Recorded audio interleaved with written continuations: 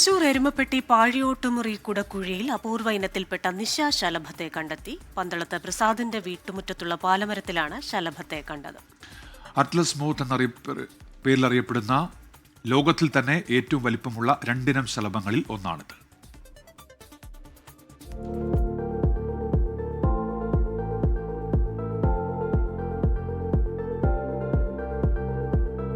സൗന്ദര്യത്തിലും വലിപ്പത്തിലുമെന്ന് വേണ്ട അടിമുടി വ്യത്യസ്തയാണ് Atlas mouth എന്ന കേമൻ ചിത്രശലഭം. സാധാരണഗതിയിൽ 10 മുതൽ 12 ഇഞ്ച് വരെയാണ് വിടർത്തിയ ചിറകുകളുടെ നീളം. ഈ വിഭാഗത്തിലെ ആൺശലഭങ്ങളെക്കാൾ പെൺശലഭങ്ങൾക്കാണ് വലിപ്പവും ഭംഗിയും കൂടുതൽ.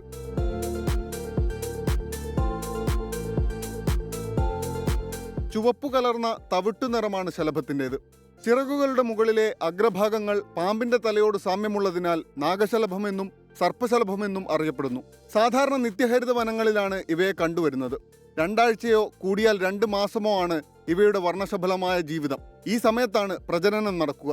പ്യൂപ്പയിൽ നിന്ന് വിരിഞ്ഞിറങ്ങിയാൽ പിന്നെ ഭക്ഷണം കഴിക്കില്ല എന്നതും ഈ ശലഭങ്ങളുടെ പ്രത്യേകതയാണ്. 24 തൃശൂർ. ലോകത്തെവിടെയായാലും ഏത് സമയത്തും 24 വാർത്തകളും ഓഗ്മെന്റഡ് റിയാലിറ്റി പാക്കേജുകളും എക്സ്പ്ലെയിനറുകളും വിശദമായി കാണാൻ ഞങ്ങളുടെ യൂട്യൂബ് ചാനൽ നിങ്ങൾക്ക് സബ്സ്ക്രൈബ് ചെയ്യാം.